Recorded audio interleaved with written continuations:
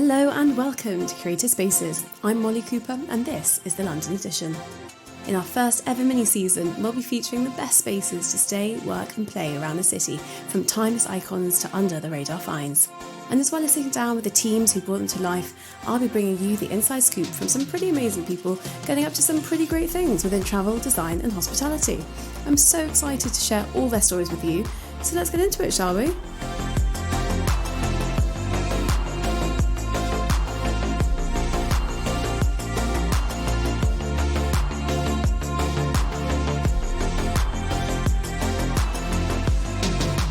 Today I'm on London's iconic South Bank, where overlooking the Thames you'll find sea containers.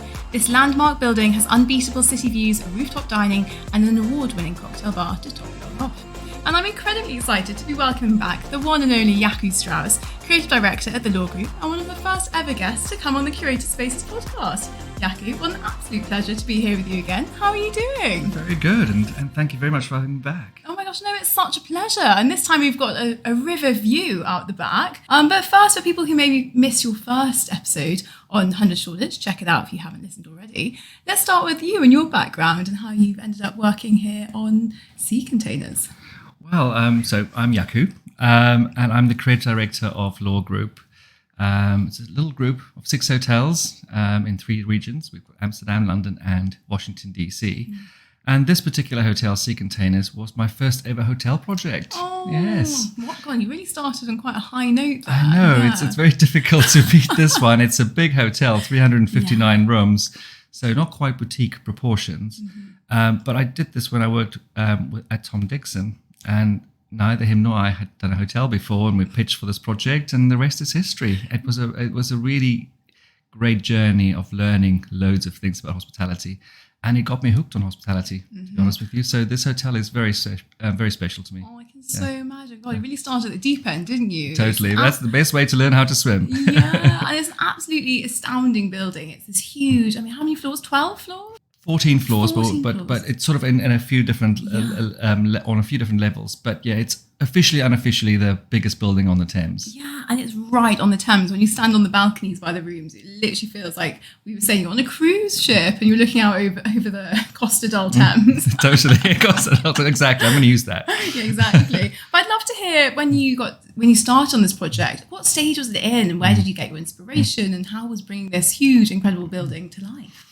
So this building was, to give you a brief history, was construction started in the late 70s, and it was designed to be a hotel originally by a very famous American architect called Warren Platner. Yeah. Halfway through construction, the company went bust, I believe, and then the company who took over continued the construction, but then decided it's going to be offices, and it remained offices until 2010, when we started to look at turning this into a hotel, or the owners did, and then that's how it all became to be a hotel again. Yeah. But again, things changed a lot in 30 years, needs and requirements. So this building needed a lot of work, but it was an amazing building from the first time I saw it. The scale of it, like you mentioned, is just vast, but the location and the views and being right on the river is extraordinary. And we've got amazing views of St. Paul's Cathedral, for example, and on the south wing we could see Big Ben. So, and it's just so central as well in London. It's very convenient. It feels incredibly Richard Curtis-esque as you're walking down the South Bank, and it's right there. You look over, see St. Paul's, and you've got the city, and at night all those lights just twinkling. Yeah. It's really quite magical. Yeah. And it's amazing seeing the tides change as well in the river. So sometimes it's a little beach that appears just around the corner, and you can see people playing in that. But when the tide's high, it feels like you're actually cruising along the Thames in the building. And then just seeing how the skyline changes during the day. And this is the place to see it all happen. Preferably with a drink in hand up on the roof terrace. Always. And you had a really fun fact earlier, which we have to include, about the bridge and where the seawater meets the freshwater. I thought I knew everything about this building, and so embarrassingly, so you learn new things all the time, and that's a good thing. But Blackfriars Bridge, they have these statues of birds on both sides, and on the one side you have swans, and on the other side you have seagulls. And the reason for that is that bridge marks where fresh water meets the salt water. in the Thames because of the tide. So I Yeah. think it's a lovely little love that. story, Yeah. London story. All you bird watchers, when you check in, you can enjoy that fun fact from Jacu Strauss. There you go. Absolutely, you can have that one for free. Yeah. Now, the whole underlying concept is this sort of cruise liner glamour. And it's really cleverly done. It's not too like, welcome to the cruise hotel. But I'd love to hear how you sort of teased those elements out and wove them all together, because it's got quite a few eclectic, like the huge copper belt by reception, these little touches like the lights in the rooms. How did you go about weaving all these little fragments together? Well, it goes back to, working with Tom Dixon originally. He taught me the importance of storytelling, and we had to find the story for this building before doing anything more on it. And the fact that it was home to sea containers, house offices, it just lent itself to being something that kind of tapped into the magic of going on a cruise. And the location on the water makes it feel like you're almost on a cruise as well. Originally, we had an American operator in the hotel. It's independent now. So we played on the transatlantic kind of relationship as well. So the kind of the shipping thing came in many different ways. And we didn't want to be too literal about it. Like you mentioned, it's part of the story, but it's all about how you feel going on a cruise rather than what you actually see. The building is really big, 359 bedrooms, loads of different outlets. So the kind of the cruise narrative allowed us to also have unique spaces, because if you go on a cruise ship, the ballroom might be a certain style and then something else is a different design. So it gave us a creative license to really explore different design territories and apply it to this building. And that's what we did. I love that. And I didn't even know there was a screening room here. Then we went in and there's this gorgeous like plush velvet, dark, moody cinema with all the retro prints outside, a little cinema bar, an astronaut in the corner. It just felt like I had a lot of fun, sort of like you say, weaving those different ideas together.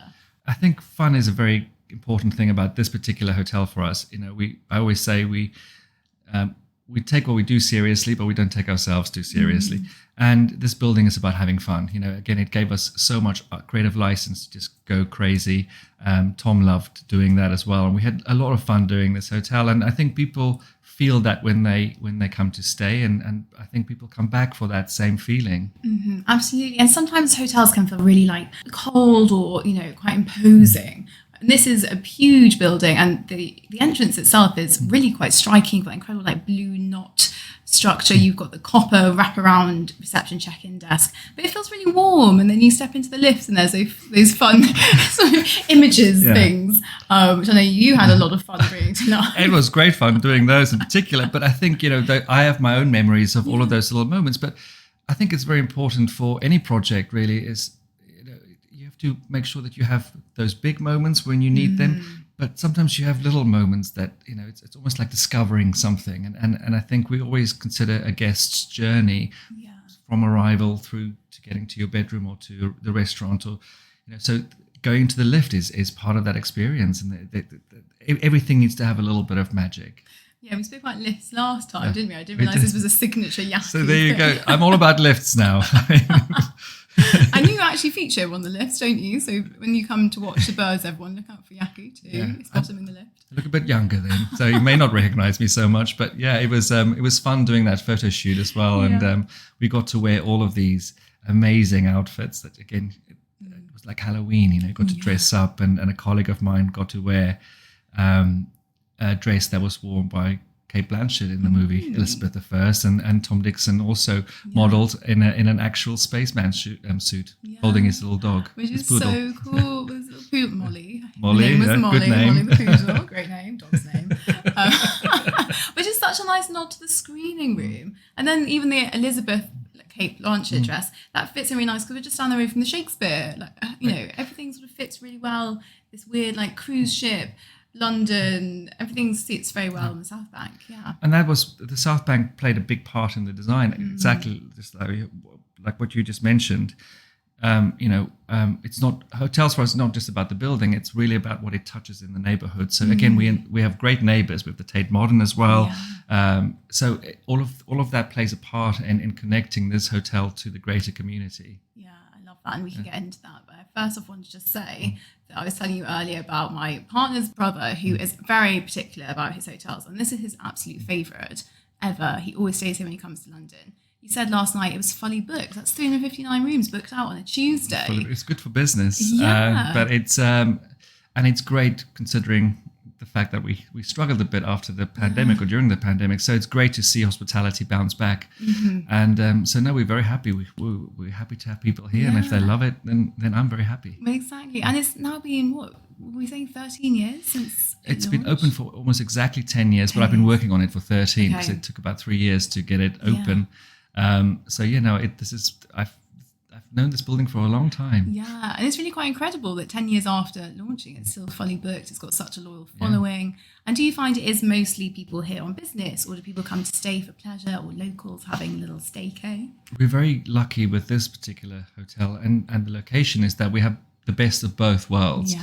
So we have business travelers during the week especially, and then we have leisure travelers on the weekend. But there's quite a bit of crossover. The location of this hotel is so convenient for so many things and for so many different people and for so many different reasons that it's a great place to stay. I mean, I know I'm biased, but it is really a very good location for a variety of visitors to London. 100%. And then there's so much within the hotel as well. We've spoken about the screening room, but that spa, so calm. You step out. Spa's good. Oh, and like those like beautiful white curving corridors and the big Berber rug on the wall and that incredible water feature thing. Don't know what you'd call that. Yeah, it's a water sculpture, we would call it. But it's in what we call the dry relax area. So again, it's for guests to use. So that's another amenity that many hotels don't have, is that you can actually go there and relax and get away from the energy. But you know, it's all about choice here at Sea Containers. I love that, and it blended so well. Like, so you might come and check in,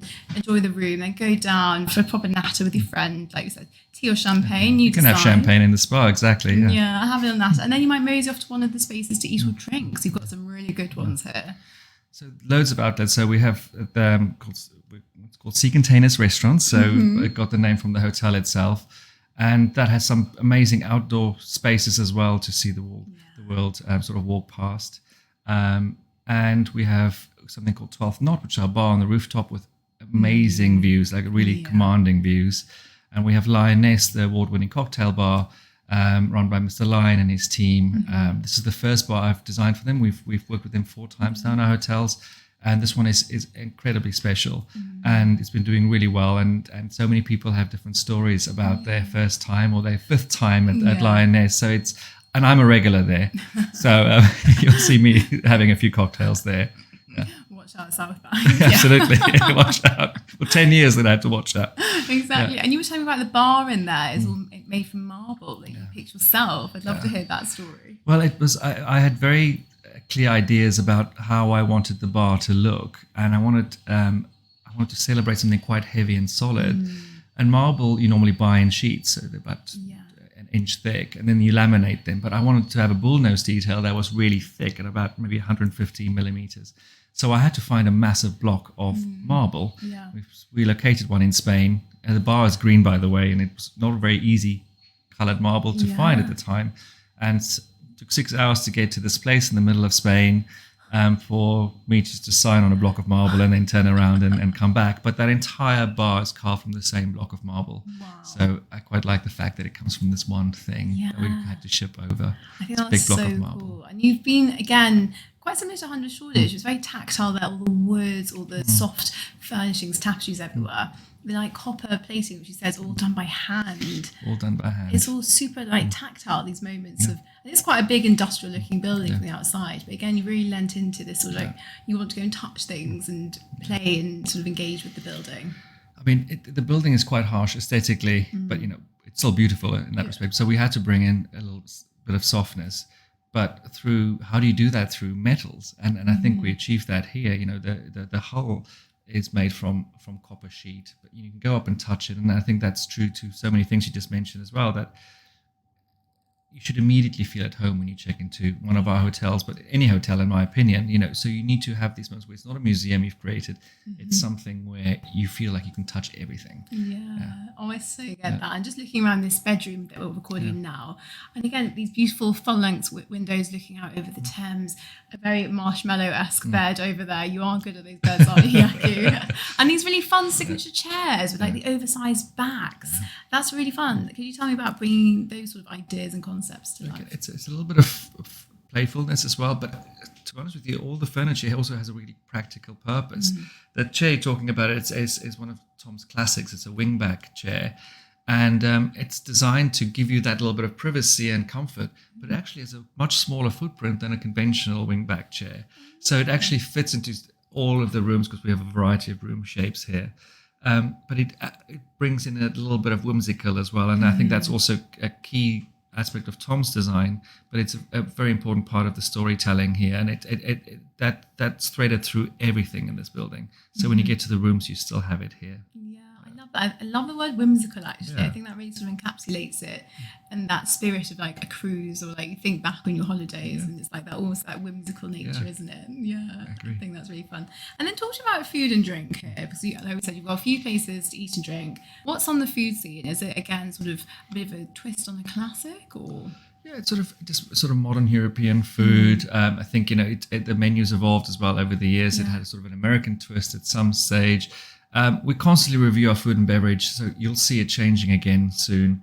I think that's very important for food and beverage. It's our restaurants do really well. People come back for it, so you kind of have to keep it alive.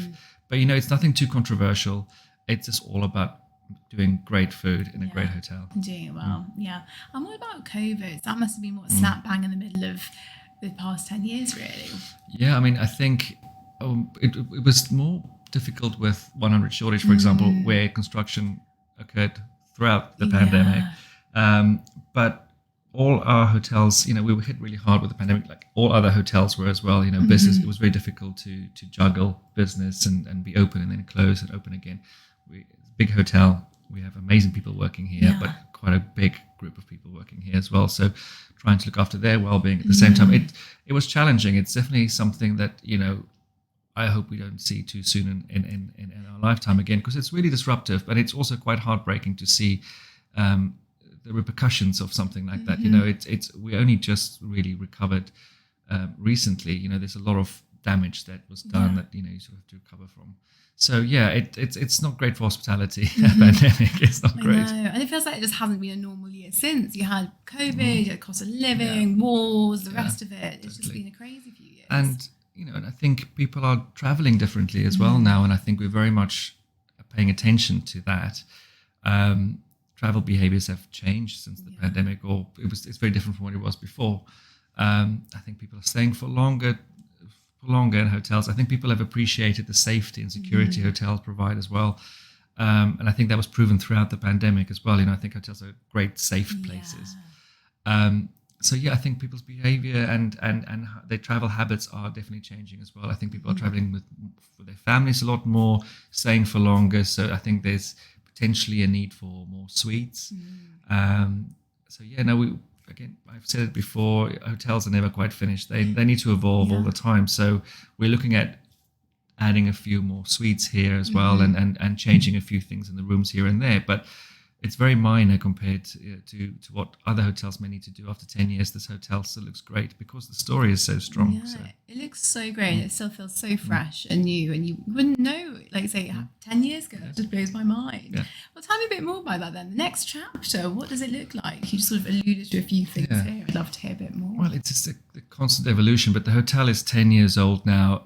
This area has changed so much in 10 years. It's unbelievable. Yeah. And so we just need to grow with the neighborhood. It's something similar to 100 Shoreditch. The area changed and we have to change with it. And I think needs, like I mentioned, have evolved as well. But it's an opportunity to add a few more things to the story. We're not changing the narrative because it's such a wonderful story and it really works with the building. But we're going to add a few things to it. So we're going to create more suites. And some of the pieces we may need to update as well. Technology, for example, that's something you cannot update every other week, to be honest with you. So, but now's the time for that. But I'm also using it as an opportunity to create a few very unique suites that are sort of becoming a signature for my group. So we tend to call them collector suites. I might call them something different here, but we'll take 4 or 5 suites and I'll design them with a very unique concept. That's linked to shipping or going on a cruise rather. and again, it's a nice way of keeping things active, but injecting a little bit more fun into it as well. I love that. So you almost you need a little stamp book to get them all stamped off. A little passport. Yeah, there we go. Thank you. I'll borrow that. You're welcome. I'll steal that rather, not borrow. Yeah. Please tag me. That's a great idea. Thanks. God, maybe I'll come work for you next. You're hired. Yes. Oh well, I love what you were saying about hotels being like a safe space. Like when a war breaks out and people run for hotels, and I really feel like if war kicks off in London, I'm legging it here. Yeah. I'm sheltering in that copper hole thing, and I'm riding it out with a cocktail in hand. Absolutely. That's the way to do it. And we can lock ourselves in Lioness and wait for it all to blow over. So that's the way to do it. Make it glamorous. Exactly. But hotels really are safe spaces. I think especially if there's something like, heaven forbid, a war going on or a pandemic, but it's a safe space nevertheless. Even if you're a traveler to a new city, there's just that level of comfort and safety that helps you enjoy a new place a little bit more, knowing that you can go somewhere where it's all secure and serviced. It's like sometimes you don't want to do and worry about those things, but everything has a place. But I think there's a bigger appreciation of what hotels offer now when you travel. I think especially now, people when they're relaxing, when they're escaping, they want to just switch off completely. And actually, when you arrive to your Airbnb late at night, you can't find the key, and then there's no milk or the water. It's just, you're not quite relaxed. Whereas with a hotel, there's something about, you just grab your key, you check in, and that first just like sitting down on the bed. Oh, how good does that feel? But that's a treat, and that's a treat that everyone deserves. And so you don't need the things that don't make it a treat, in my opinion. So that's the beauty of hotels, and you just walk out, and you don't have to even make the bed. It's those little things that to me feels special and almost decadent, and we all deserve a treat now and again. Listen to the man, people. You deserve a treat. Book that next holiday, preferably here at Sea Containers, because it's gorgeous. Oh, Jacu, it's been so lovely catching up and chatting all things Sea Containers with you. I do, of course, have a closing tradition. I'm going to ask you 3 questions. You imagine you've cashed that winning lottery check, so get ready to tell me what spaces come to mind for you. All right. Number 1, where are you running away to disconnect and detox? So I think you've asked me this before, I have. And I'm trying to. Shall I give you the same answer, or should I come up? I may have changed since then as well. Do what feels right. I'm kind of fancying being in the mountains right now. Ooh. I want to be high up, and I want to feel really cold air in my lungs. I don't know, is that strange? No, I love that. Are you a skier or a snowboarder? I learned to ski in my mid-20s, and I thought I would hate it. I love it. So that's maybe the thing. Maybe it being almost February now, maybe I'm craving a bit of skiing, so maybe that's why I want to be on a mountain. Oh, I love that. You get those first crisp winter days, and you're like, I would just love nothing more than to be on top of a mountain right now. I embrace winter. I actually love winter. I love the cold. London in the heat's a bit sticky. I struggle, and we've had 2 really hot summers, and I promised myself at the last one I'm never going to complain about the cold ever again, and I haven't. So there you go. I love that. And you get a proper digital detox. Lovely answer. And I think different to your last one. Maybe it's because we sat down in September before. Yeah. Interesting. Well, let's see. I change my mind all the time. Seasonal. I'm seasonal. my mind is seasonal, Well, let's see what you answer the next one. Your ultimate birthday party, or any party. Where are you hosting it? Well, I mean, it might seem like a plug for one of my projects, but that's actually something I would like to do this year. If it's probably going to be booked all the time. But at our very special hotel in Amsterdam called the Pulitzer, I'm creating a few new suites. I'm working on that right now. And one suite is called the Flower Collector Suite. And it's work in progress, but it's coming together beautifully. So I think that's where I would like to have my birthday party, in the Flower Collector Suite. I love that. Is there going to be a lot of tulips or something? All kinds of flowers. I think everything. And the food should all be edible flowers as well. So it might be quite a challenge for a chef, or maybe some dietary requirements. I mean, hopefully no allergies to flowers, but it'll be nice to do something with such a strong theme as a birthday party. See how flower power. There's so many things you can do with it, right? I'm getting, It could be 70s, it could be golden age, do mention tulips, which is very relevant for Amsterdam. But and I also say you have to be a monster not to love flowers. So that'll be a nice thing. So it's interesting to see how you can sort of reinterpret flowers as well into food and beverage and gifting and decoration. So, I feel like I'm quite a light dinner if you're having just flowers. Yeah, maybe have a burger before on the way. There'll be plenty to drink though. Yeah, excellent. A liquid party. Yeah. Fantastic. And your last one, your once in a lifetime bucket list trip. Where are you heading? And are you staying anywhere special? I think the top of my list, I think last time I said Namibia. I think and it probably is still on the top of my list, but and I'm going to stick to that one. Yeah. It's still my dream, and I was thinking about it earlier when we were catching up that I need to make that trip. Yes, you do. Ariana told me to make it. But yeah, it's all about slow travel as well. So maybe that's being at Sea Containers and seeing the Queen Mary model that we have in the lobby. Is that I think I should go on a slow trip somewhere. So it could be anywhere, but maybe instead of flying for 7 hours to New York, I should I think it takes maybe 3.5 days, 7 days on the Queen Mary 2 to go. Quick, isn't it? I don't think it's as slow as it used to be, but maybe go on a nice trip. I love that. That'd be really cool. Yeah, I've never done it before. But you probably have to get some inspiration for your sweets. I think that's that's trip. very valid. Yes. Book yourself I think there we go. That's just justified that trip there and then. I'll expense it. One first class ticket, please. Has to be. Oh, well, thank you so much, Jacu. It was so lovely to see you again. And thank you for showing me this gorgeous hotel. You're very welcome.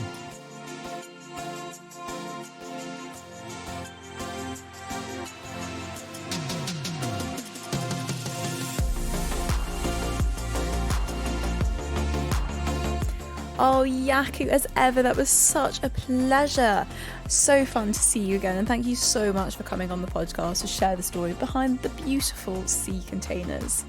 And this brings us to the final week of the London edition. I can't believe it. The time has just flown by, and we've had so many amazing chats with such brilliant people and fantastic spaces all around this wonderful city of ours. And we'll be back with a new mini-season very soon, so keep your ears peeled for more updates on where we'll be heading. But I'll be back, same as ever, later this week and next week with more Curated Spaces.